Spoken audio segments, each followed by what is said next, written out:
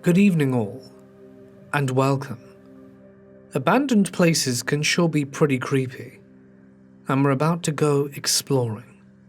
So get comfortable, grab your flashlights, and let the darkness take control.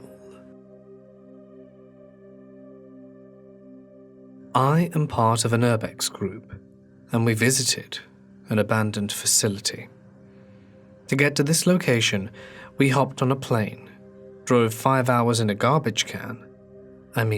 rental car, then inflated 2 kayaks and paddled across a lake, and then we walked for nearly an hour down some train tracks in the middle of the night until we reached the path that led us to our destination. We had to avoid security patrols, broken glass, barbed wire fences, and other dangers. This story starts like many great stories, with the sound of a cap being popped off an ice-cold beer. I handed my buddy the beer and sat down next to him on the couch. Buddy looks up from his laptop screen and asks, "You gonna make the call?" I say, "Yeah, bro. Let's find out where their place is." I click the button to invite our contact to the video call, and our contact appears on screen and greets us. After a conversation that lasted a few hours, my buddy and I had a map with a route drawn, the coordinates for Operation Pain in the Arse, and we had pages of notes of information regarding the history of said location, and the way we needed to travel to get there, what we needed to bring, and what lay in wait for us. We had to wait 3 months as we planned and prepared our adventure. I'd like to mention a few highlights though. The first notable thing is that Buddy rented us a car. It ended up being a compact hatchback, and to his surprise, it was stick, not automatic. After grinding first gear into the dust and stalling the engine a dozen times, I opted to take over the role of driver. He was pissed when he found out that I had no problem at all, and I just wanted to watch him get embarrassed. I also proceeded to get our death machine stuck in some mud near the lake. I guess my driving skills weren't as up to scratch as I thought, and I nearly lost my sleeping bag to the lake because it was not properly secured to my kayak. By the time we were on the kayaks, the sun had already set, causing us to walk down the train tracks in utter darkness. At one point I stopped to take a photo of the train tracks, and Buddy said, "Yeah man, if this were a movie, this is totally where we would die." To make it even scarier, we had to hide in some bushes next to the path that led to the facility because a security patrol car drove right by us but fortunately did not spot us. After completing our travel, we reached the main gate of our destination. We followed the fence down from the gate and found a hole that we were able to enter through. We were inside and we could hardly contain our excitement. Had it been daytime, we would have taken the drone out and used it to further map out the area and to explore. The facility was very large and had multiple floors. We were discussing where we could hide the deflated kayaks to provide us with more mobility when we saw a pair of flashlights heading in our direction. We moved fast and low and made it to the nearest wall and followed the wall in the opposite direction of the flashlights and found a point of entry. One floor above us had a broken window leading inside. The ladder leading up was blocked off, but we managed to climb it. I gave my buddy a boost so that he could take hold of the top plate of the barrier. He was able to pull himself up while holding onto the rungs of the ladder. He helped me pull up, and we stashed the kayaks on the roof. The ladder led us to a flat section of the roof, which to our knowledge was the roof of a small storage area attached to the facility. We worked our way to the window and passed our packs through and then climbed through. My buddy managed to cut his leg on a piece of glass, but after some tape and a bandage he was as good as new. The cut fortunately was very minor and did not impede our exploring abilities. So we began exploring the facility one floor at a time, starting at the basement. We found a lot of cool stuff like medical equipment, old calendars, uniforms, and even an old bottle of wine, which Buddy cleaned off and uncorked. We explored a couple of floors, being mindful of our flashlights near the windows to keep our presence hidden from security, and we were amazed by the place since there was almost no sign of graffiti. You can ask any urban explorer you know, and they will tell you that finding an abandoned place that hasn't gone through some form of vandalism or been marked by graffiti is an absolute rarity. A couple of times we got spooked by noises we heard and by stuff that we thought we saw. In these situations, though, the mind can play tricks on you. The one real good scare we had was when we were on the 5th floor. We were looking at a uniform we found in a room, and we were commenting on how amazing it was that it was in such good condition after sitting there for so long. Then out of nowhere, Buddy puts his hand over my mouth and makes the sign for me to be quiet. After a minute of silence, we could hear the doors opening and closing in the stairwell, and the voices of people in conversation. "Security," my buddy said. We looked at our surroundings and decided to take cover. Buddy stepped into a supply closet and gently closed the door, and I went to the room just across the hall and hid in the corner right behind the open door. Sure enough, the security guards walked down the hall and briefly shined their flashlights around. We heard them talking about how creepy this place was, and it sounded like one of them was sharing a story about a scary incident that happened to him. We remained in our hiding spots until they passed by again, on their way back out of the building. Buddy and I decided to continue going upstairs, and this is where we found what looked like a nurse's station. None of the other floors had something that looked like this. The area had a curved desk that made a large U shape. We hopped over the desk and found some old documents, some stationery, and some photos that we assumed were from the staff at that time. We thought it was cool and decided to try and get to the roof. After exploring the remaining upper floors and getting the crap scared out of us by one of those skeleton models that you can find in most healthcare facilities, we made it to the roof. I would at this point like to point out that we did not find another nurse's station with a desk like that on any of the upper floors. We made it to the roof and spent some time up there. And since there was no light pollution where we were, we took the opportunity to take some pictures of the stars and tried to find as many constellations as we could. We ate some snacks, drank more of that nasty wine on the roof, and after a while began to feel the effects of tiredness. It was that or the wine, so we decided to head back to the desk at the nurse's station to set up a sleeping bag and get a few hours sleep. We figured that we could be out of sight behind the desk while we took a small rest before making our journey back to the car, where we had the full intention of getting more sleep. We made our way down the stairwell to the nurse's station to set ourselves up for the night. Now, with security being present, Buddy and I each carried a wireless motion sensor in our packs that connected to our phones. We intended to set one down on the floor below us, and one on the floor below that. That way we would get alerts on our phone to warn us of approaching guards if we were in the middle of a nap. This would give us time to get up and hide before they made it onto our floor. We grab our sensors and pair them to our phones and start towards the stairwell to set them up for the night. Now at this point in the story, I want to remind everyone that the floor we were on was the only one that had a nurse's station with a desk like that for the entire building. We are 100% certain of this, because we had now explored the entire thing. And this is where it gets confusing and downright scary. We open the door to the stairwell and head down to the next floor, making casual conversation as we walk. I open the door for Buddy and let him through onto the floor where we would install the first sensor. As we walk, I am fidgeting with the settings on the app, so that if the alarm does get triggered, it won't make an audible noise on the sensor's end. While messaging with the app, Buddy lets out, Deacon? What the hell's that?" What Buddy actually said was more colourful and included a variety of curse words. That's when I look up from my phone and inserted my own list of curses into the mix.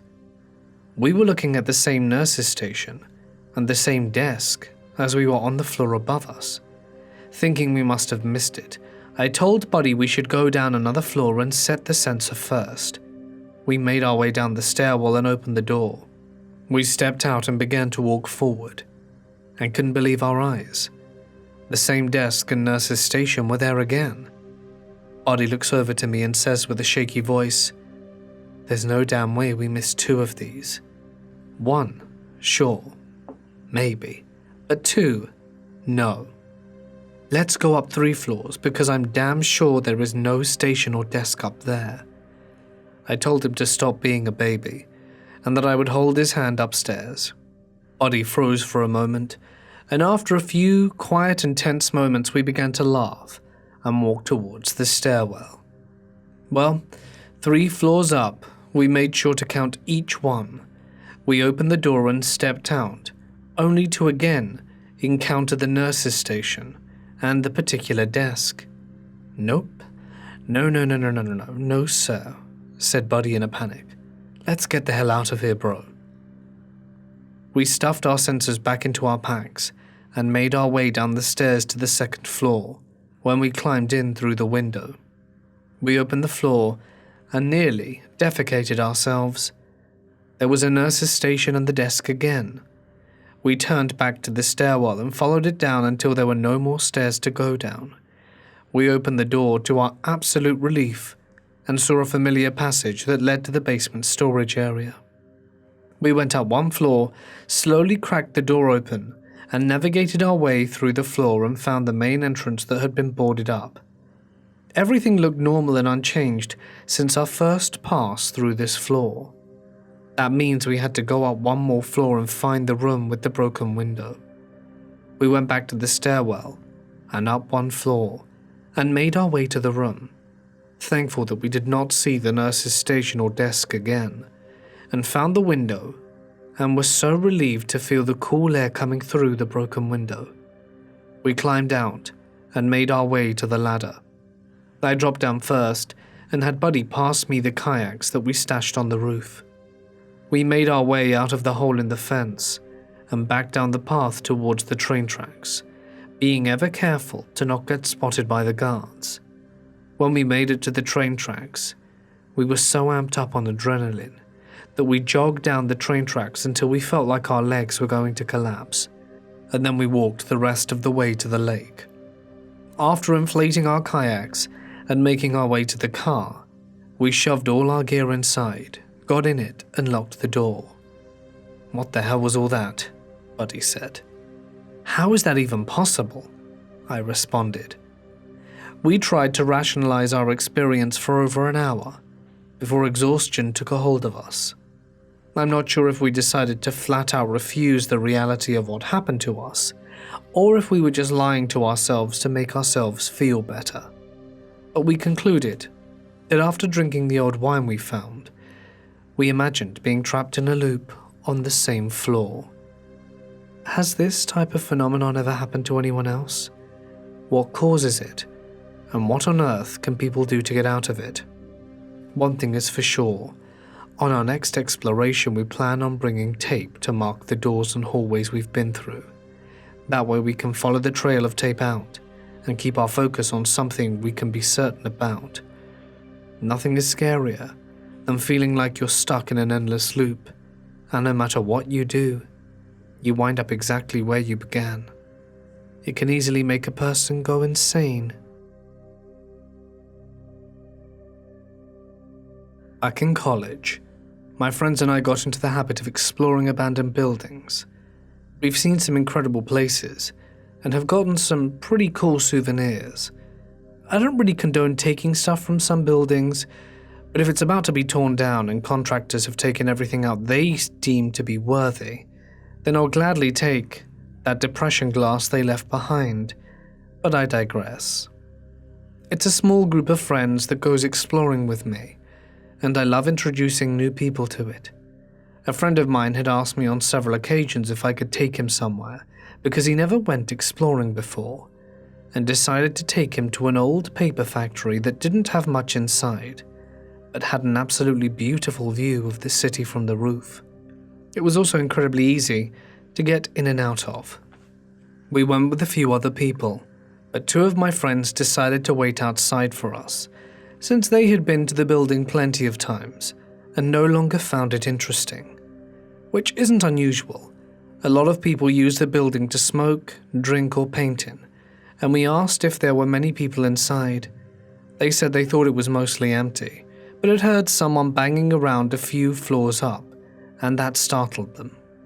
They said he sounded angry, and that perhaps we should avoid the roof. Since we weren't there to drink anything, the roof was our only real goal, and we decided we'd take our chances and head up. After all, it's a massive building, and we didn't think we would run into the guy. We walk up 10 flights of stairs and then climb the ladder to the roof. My friend is impressed, and the view is awesome. As we were about to head back down, my friend waiting on the street calls us. He said a man had passed out in the street, and two of them pulled him out of the way of traffic and called an ambulance for him. They suggest we waited out on the roof to avoid exiting the building while the cops are around, as neither of us could afford the $5,000 fine or 2 weeks in jail time for looking at the city in an abandoned building. We wait, but we probably shouldn't have waited on the roof. We get the all clear from my friend to come back down, and we head to the ladder. My friend goes first, and then our flashlight dies. The ladder is tricky to get onto when you can't see it, and it's missing some rungs, so I come down it very slowly in the dark, afraid of hurting myself. I hop down and my friend tells me very quietly that he hears someone in the room next to us. I shrug it off. We already knew people were in the building. And that's when the screaming starts. At first, it almost sounds like one of my friends who waited outside was yelling my name. I hesitate at the top of the stairs. Just outside the door to the room, the screaming is coming from, trying to decide if it's him, and if he's playing some sort of prank. The guy I came into the building with grabs my wrist, and we start running down the stairs. At this point, it's obvious it's not my friend, and it's just guttural, intense screaming. We start running down the stairs, and then hear really loud bangs to go with the screams. It sounds like this guy had a very heavy object that he was swinging at the walls and exposed pipes with. There's only one flight of stairs because every other way is down, and out of order freight elevators. So we are trapped in this stairwell, and it's 10 flights till we reach the ground floor, and have to book it in the opposite side of this factory and back out the hole we climbed through. Besides screaming and swinging that heavy object, we hear him barreling down the stairs behind us, but he is at least 1 floor behind.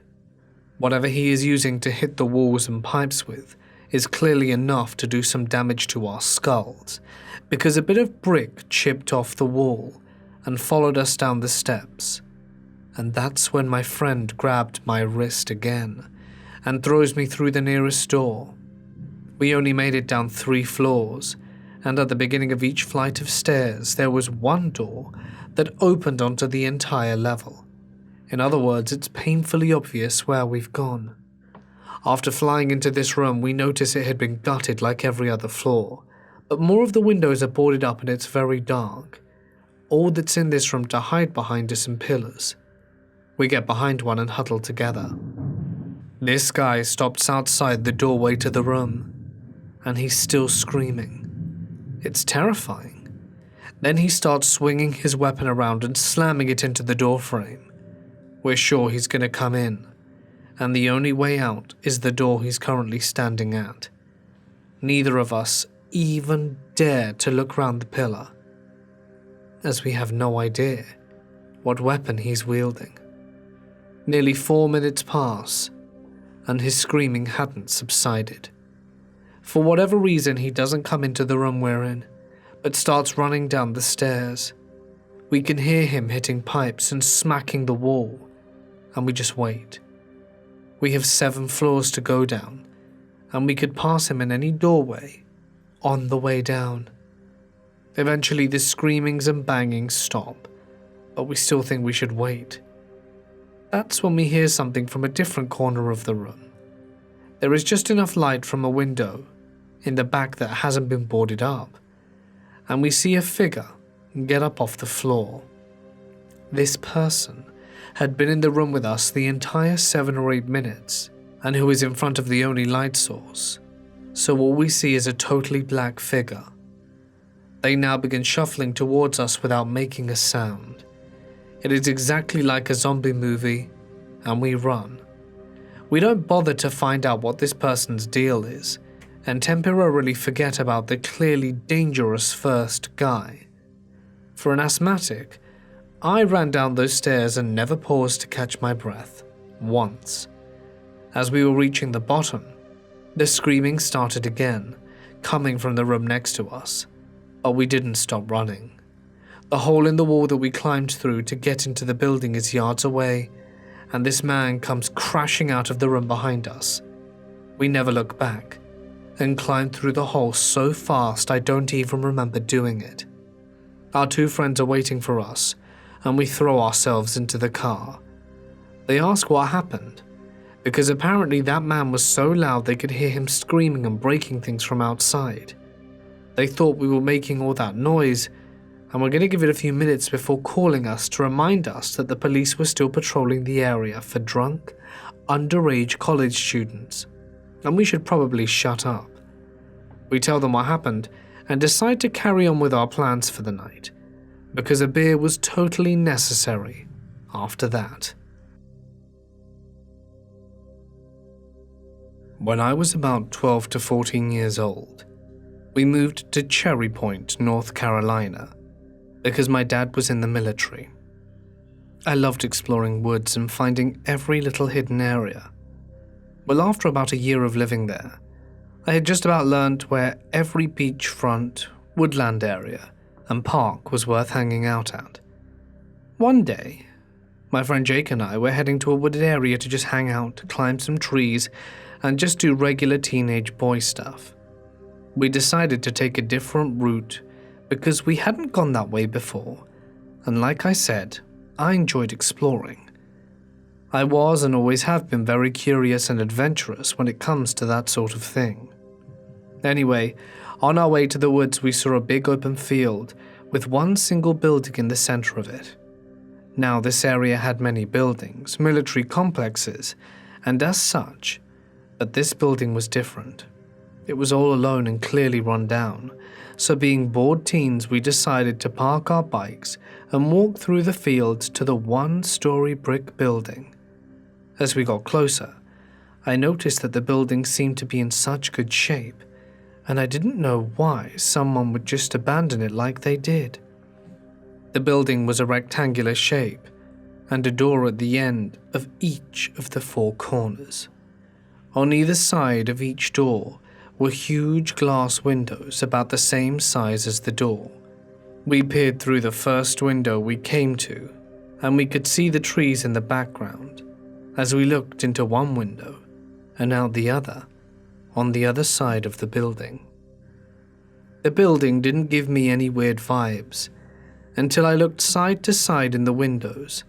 That's when I noticed it was an empty hallway with so many closed doors. Even though it was bright out, it was just so dark in the halls, except from the light from the windows on either side.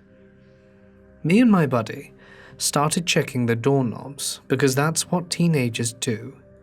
We checked the doorknobs and of course it was locked.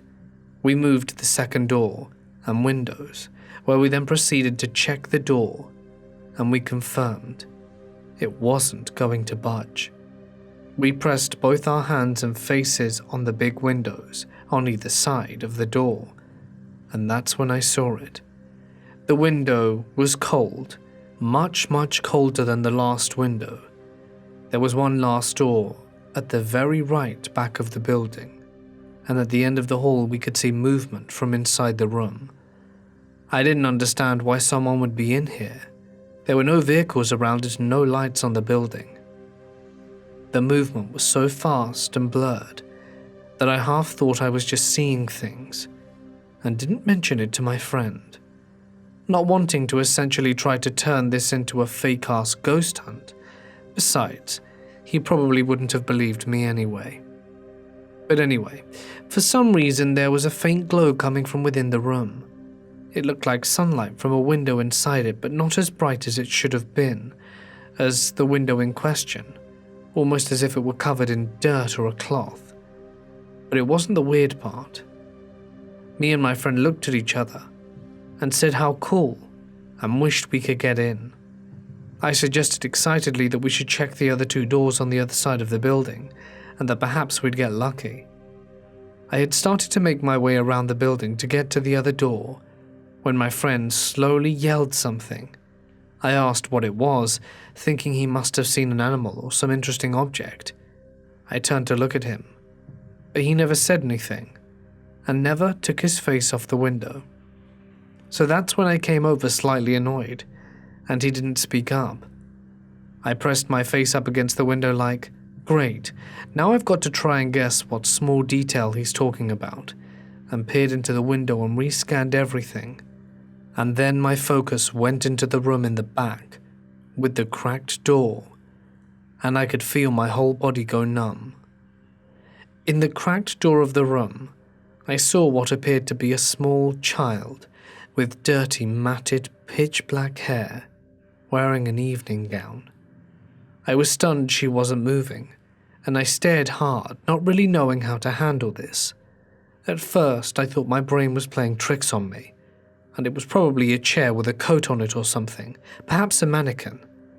So without saying what I see to my friend, I ask him, "What are you looking at right now?" "There's a girl in the room staring at me." That's when the figure went out of sight almost instantly, as if she was burning the image into our eyes. Now I was excited, and I turned to Jake and said, "Dude, there's no way, let's go." So I took out my trusty Swiss Army knife, and we walked around the other side of the building to peer into the window. It was closest to where we had seen the girl. Now, I still don't believe I had actually seen her, and if it was some sort of paranormal being, we wouldn't be lucky enough to get any more excitement than a glimpse. It's about a 10-second walk around the building, and in that time I thought hard. And when it actually hit me, what just happened? And we both stopped talking, and got really scared the closer we got, because the more I thought about it, the more I knew for a fact I had seen her. Why was I trying to make excuses for it? I know what I saw. We turned the corner, and this time we didn't press our faces to the glass until we noticed that the cracked door that we were looking at from the other side was closed, and all the doors were closed too. Stupidly, I started knocking on the glass, saying things like, "Ma'am, are your parents home?" in a joking manner, because I guess at that point, I was no longer scared. Perhaps if I didn't show fear, maybe someone real would show up anyway. But of course there was no answer. All I heard were the echoes from my knocks. We tried the door, of course, and there was nothing, so we went over to the last door. The windows besides the door were broken and had a thin layer of plywood over them. We tried the door, and right as I turned it I got really excited and very scared, because I had turned the doorknob around further than any other of the knobs went, and I could tell the knob was turning all the way. I looked back at Jake, who was a few feet behind me, telling me we should just go home, as he stared blankly at the doorknob. As I turned away from Jake, my plan was to open the door fast and then pull the hell back. But oh man, when we turned back to the door, out of the corner of my eye, I noticed a feature that hadn't been there before. So I looked up out of the plywood on the right of the door where the window should have been. And on the top right corner there was a gap between the board and the building. 4 pale, white, dirty long thin fingers were visible. I jumped the hell back and screamed.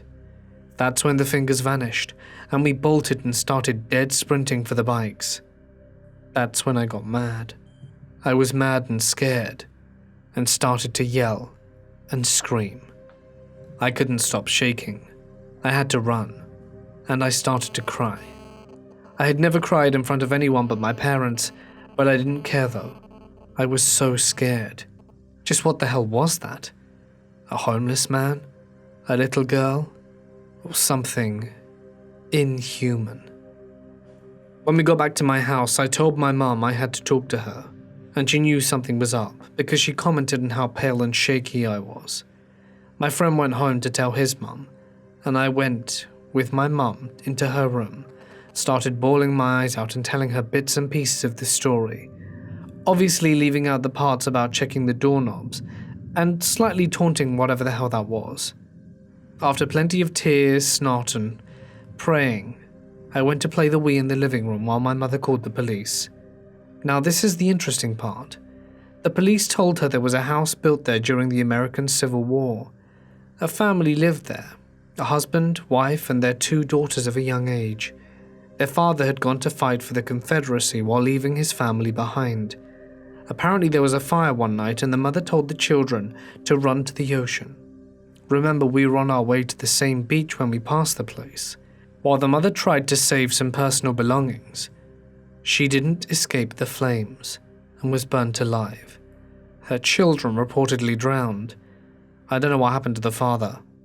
I'm assuming he was either killed in action or when he came back was met with the horror. I don't feel like there's more to the story. This is classic horror stuff, but I mean, who looks at a burnt-up building and says, okay, let's build on that? I never went back to the building, but I did go back to the beach area a few times, and I swear I went down there once on a sunny day all alone because none of my friends were free, and it was too nice to pass.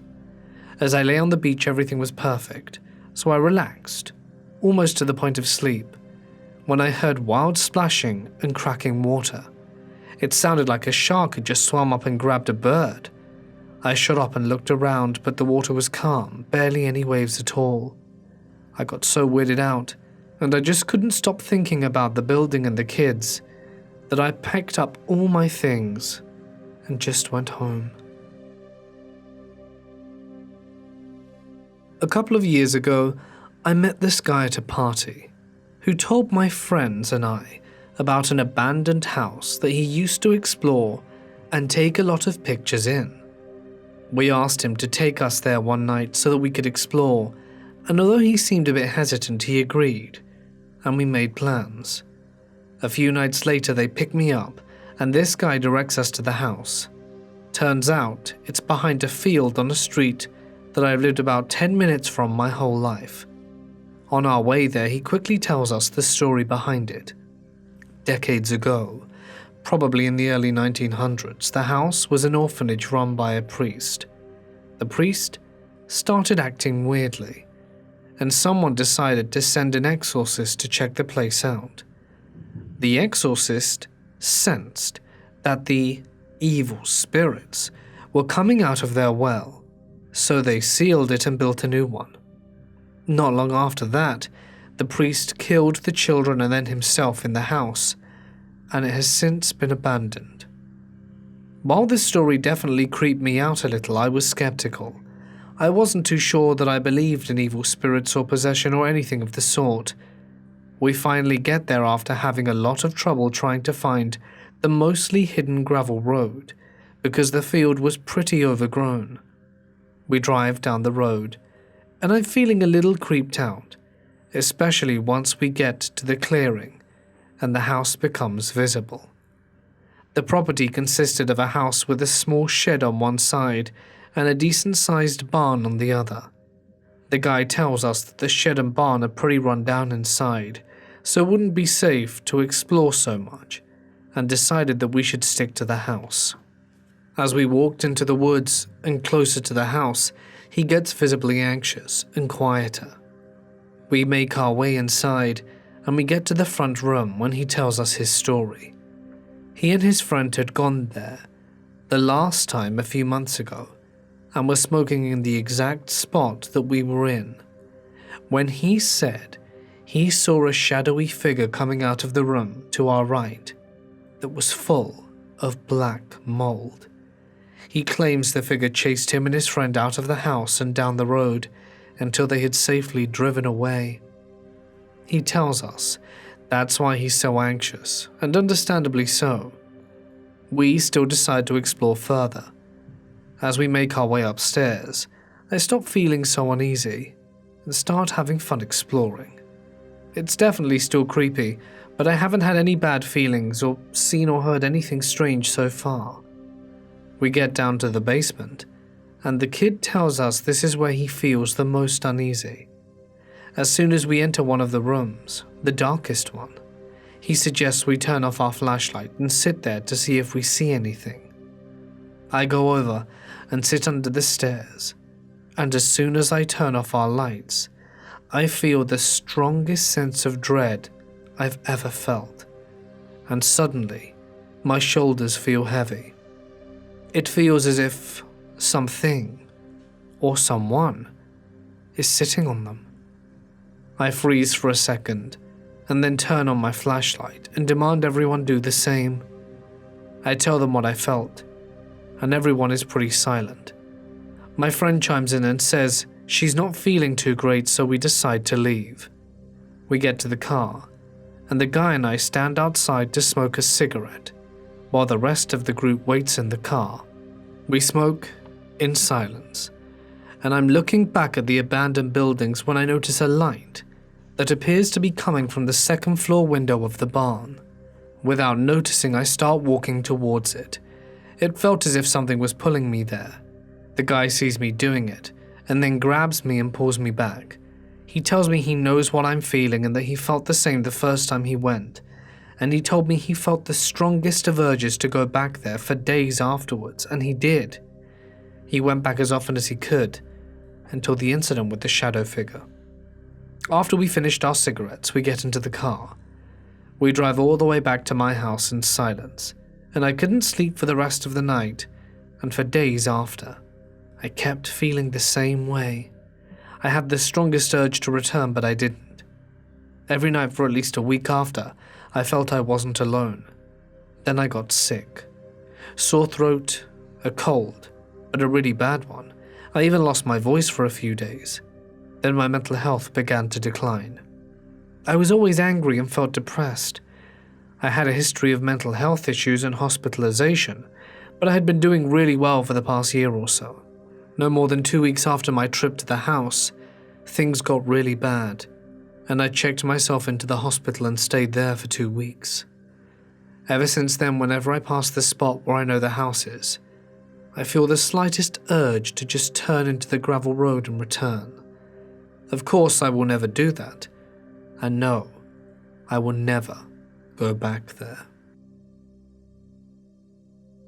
Back in high school, a couple of my friends and I were bored one summer night and looking for something to do in my friend's neighborhood, other than the usual, which was get high. There was this abandoned house at the end of the main street. We'd heard all kinds of stories as to why it had been abandoned, from creepy to financial problems. So being a bunch of little rebels, we decided to break in through the boarded-up bathroom window in the back of the house. As soon as we crawled in, there was tons of broken glass all over the bathroom, from the window being shattered from previous vandals, and old newspapers from previous tenants, and personal belongings everywhere. There were 7 of us there, including myself, and 2 girls. Keep in mind we're all high, but not to the point where we're delusional. So we're all scattered through the house, rummaging around looking for anything of value.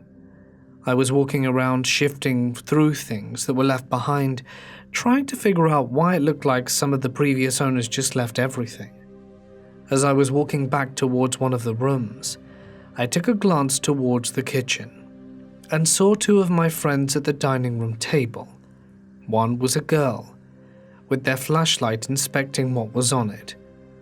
I was in the process of turning back around to head into the room, when I saw what I thought at the time was one of the girls just standing at the kitchen sink, perfectly still staring at it.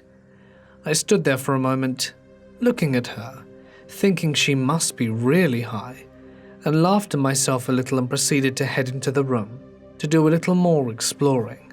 When I was done exploring the room, I came back out, and my friends were still at the table just conversing about their findings, but the girl by the sink was gone. So I walked up to them and joined them in on the conversation, thinking nothing more of the matter. The other girl we were there with came out of the garage with the rest of my guy friends, and then it hit me. So I asked the girl that came out the garage why she was standing at the kitchen sink just staring at it. She then denied it, said she hadn't been, but had been in the garage the whole time. At this point I was freaking out and stated to everyone, well, who the hell did I see in the kitchen a little while ago? They all expressed that nobody had been in the kitchen or at the sink. So after I said that, we all got the hell out of there. And I made sure that I wasn't the last one out. After all that, none of us have returned since. Hey guys, it's Mort here, and thank you so very much for listening. I hope you enjoyed tonight's video. My voice is going a bit croaky after that 47-minute narration. I do hope you enjoyed tonight's stories. I was actually planning on doing 10, but I hit 47 minutes after 5 and thought I better leave it at that, with my voice at the state it's in. I hope you guys liked the video. I certainly enjoyed it. I really like these Urbex stories, as you all well know by now. And who knows, maybe we'll have another one soon enough. If there are any stories that you would like me to narrate, you can send it to my email or my Reddit page. Link to both can be found in the description.